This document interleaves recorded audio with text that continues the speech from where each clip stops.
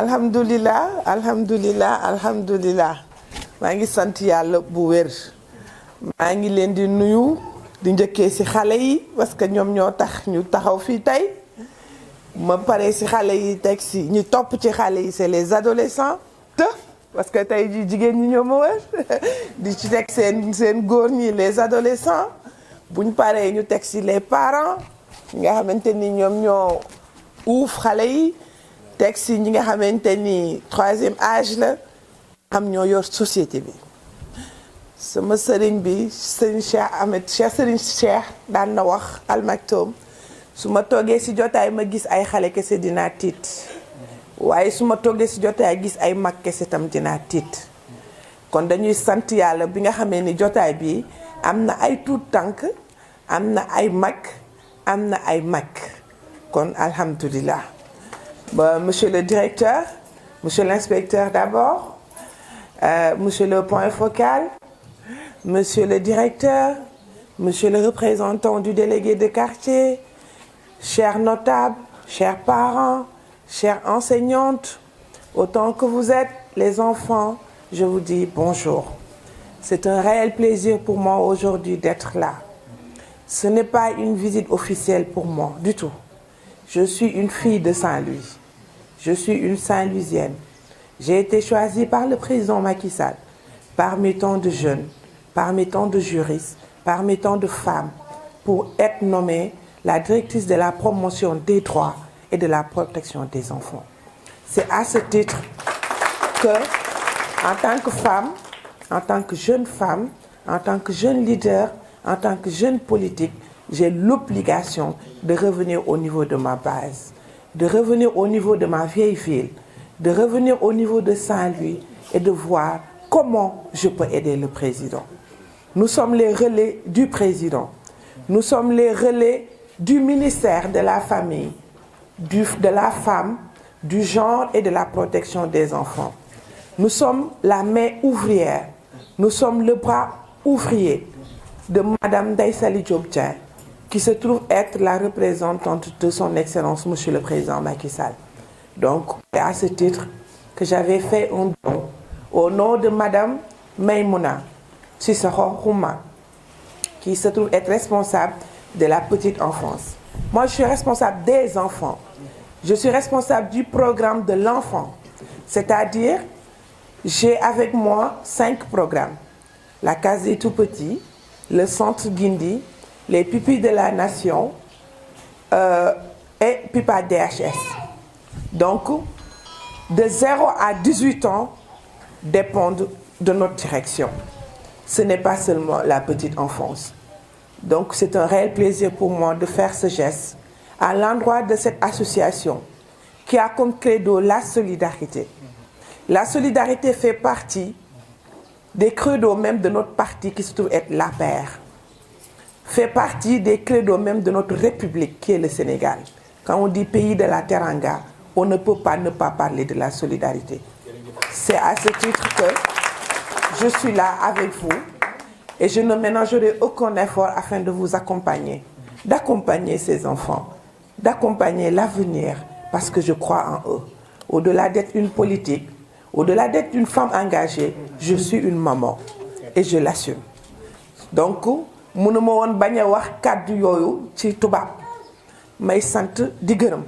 di wax ànd naa nag ak délégation ki ma àndal Dout Sarr Pikine la dëkk nekk responsable politique Pikine ñu ànd ak sunu yaay Kani Mériko mi ngi ne toog xor église la jóge ànd ak man ñu ànd ak un autre enseignant j'ai trop d'enseignants nag autour de moi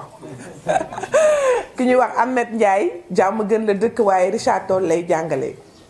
ma ànd ak Amath Diaw di sama càmmiñ bu yàgg man lool dëkk fii lew na nekk poste ma ànd ak Badara Diop muy enseignant moo doon seen MC fii laa ko fekk ma ànd ak Mohamed Diop moom itam un jeune entrepreneur ma ànd ak ki doon wax nekk association bi c'est mon jumeau Mbaye Diop on est né le même jour le 16 janvier donc faraluma ko sax waaye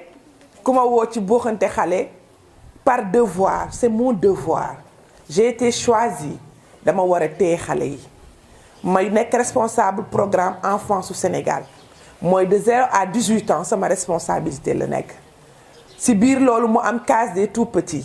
nga xam ne may mën a si soxom moo ko yor ñàkk ki ñaan lool heure bu ma jugee rek mu jàpp si li may taxaw kon su ma joxee matériel lu ma koy doy lu dul jox ko xale yi ma ne leen nag balaa may dem fenn balaa may jox kenn damay njëkkee nag bay sa weew tànk Saint-Louis au cœur président moo mën a tànn jeegu Ndar di ko taral sakantumaa ñun ñi dëkk Ndar nag lépp luñ am daal lépp luñ xalaat dinañ ko indi fii dañ koy def en tant que politique dañ koy def en tant que citoyenne dañ koy def parce que président tànn nañu parmi beaucoup de jeunes ma gën a kontaan bi ma dugg see si école bi fekk fi ay enseignantes kese muy ay jigéen yu mën góor école bi saltewul école bi tilimul école bi j'ai bien aimé dugg fii di wax indi naa fi sama loxo benn yoon ci turu Ndeye Saly Diop Dieng nga xamante ni moom mooy loxo président Macky Sall nekk bëtu président Macky Sall parce que ku la dénk famille dénk la jigéen dénk la ndaw deseetu la dara jox na la léppam ci pàcc boobu ñu jël lépp lu concerné petite enfance ñu jox ma ko kon man seen baat ak seen tànk rek laay waxee ma di leen wax lépp loo xamante ni def naa ko fii xeeb naa ko lool incha allah lépp loo xamante ni mën naa ko si dolli vous avez ma parole dinaa ko def lii nag bi ma koy def c'était même pas sur leur demande wax nañ ko laajuñu ma ko mais bi ma accès dama leen ni est-ce que centre am na fi est-ce que centre bi baax na est-ce que xale yi am nañ fu ñu toog lépp loo xamante ni mën naa ko dinaa ko ci def maa ngi leen di sant maa ngi leen di gërëm lii ngeen tuutiwut ci man ndax xale yi ñoo ko moom te xale yaa ngi nii toog ma di leen ko dénkaat di wax ku téye xale rek téye nga république parce que foog ñu defaraat nag jikko yi foog ñu xoolaat toogi nii foog ñu bàyyiwaat xel ci suñu njaboot gi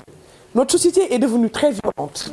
ñun bu ñuy waxtaan léegi dañuy xuloo bu ñuy waxtaan dañuy xeex rusatuñu xastante rusatuñu waxante lu ñaaw rusatuñu ŋàññante te loolu c'est pas notre société ñun ci waxante lu baax rawatina nag ñun waa Ndar ci seddante lu baax ci teraanga lañ ñu xamee ci dekkalante ci defante lu baax ay baax rek lañ ñu xamante ñun waa Ndar kon ñun foog ñu joxewaat encore exemple boobu ñun dañuy solu ba rafet yor suñu soccu yor suñu uppukaay di waxante lu baax kon ñun foog ñu delluwaat ci loolu ñu waxaat suñu doom yi nañu rafet nañu solu nañu wax lu baax nañu xalaat lu baax te ñuy sàkku xam-xam lii moo yor àdduna lii lañ ñuy jàngal ñun ci tarixa Cheikh kon man loolu rek laa mën a wax ñi ma xam nañuy xalaat lu baax nañuy wax lu baax nañuy sàkku xam-xam sunu xol bii ñoo ko moom nañu jël lu lëndëm génne ko ci mën nañu bañ a bokk gis ci politique mën nañu bokk bañ a gis-gis ci société waaye mën nañu bañ a waxante lu ñaaw mën nañu bañ a defante lu ñaaw nañu ànd dans la cordialité te suñuy doom dañuy xool dañuy copier ci ñun nañ leen may tuuti temps àdduna metti na ñi ngi daw àdduna metti na lépp matatul waaye nañuy bàyyi xel xale yi parce que ñoom rek lañu am ñoom ñi ngi ñuy xool nan la ñuy doxalee nañuy waxante lu baax suñuy biir nañu wàññi jëf ju ñaaw ñuy jàngal xale yi kontaan ñuy jàngal xale yi bég parce que bés bu ñu bégee rek yàlla bég ci ñun te li ñu soxla yàlla dinañu ko defal. Je veux pas être trop longue fallait que ma ñëw fii waxtaan ak yéen wax leen kontaan naa lool wax leen lépp loo xam ne am naa ko Ndar rek laa koy indi balaa ma koy yóbbu fedd boo nañ ma ñëpp mere yàlla dogal na ba may def Ndar tam lew na ma njëkk accueillir et pourtant c'est même pas ma base politique waaye amin ñu bokk lépp ci bakki Fatiha ak Saatu Fatiha nee naa benn yëf hasard amul ci yàlla lépp lu yàlla def rek parce que am na lu mu nam xamale ñun ñooy décrypter bu ñu mënee ñu décrypter bu ñu mënul yàlla day continuer di wax ak ñun xaalidina fiha abadan ba fu ñu mën a comprendre li muy wax lan la kon xale yi kontaan naa lool maa ngi leen di wax na ngeen déglu parents yi na ngeen déglu maîtresse yi lu ñu leen wax na ngeen ko def dégg ngeen bu ko defee ngeen màgg futur président xëy na mi ngi fii yéenay nekk ministre yi yéenay nekk député yi bu ko defee yéenay féete ci kanam comme Saint-Louis nu mu mës a féetee ci kanam lépp may gërëm monsieur le maire Mansour Faye di ko ñaanal yàlla wér di ko ñaanal yàlla wérle di ko wax ni jig na Ndar waaye lépp luy mébét kuy dee nag yóbbu mébét waaye de lépp luy mébétam ci biir Ndar yàlla na ko yàlla may mu mottali ko si jàmm. ñuy ñaanal président Macky Sall di ñaanal Ndeye Saly Diop Dieng di ñaanal ki yor la petite enfance muy Maymouna Xuma moom itam yàlla na ko yàlla may ndam ñun ñëpp yàlla may ñu ndam ci li ñuy dëgmal asalaamaaleykum wa rahmatullah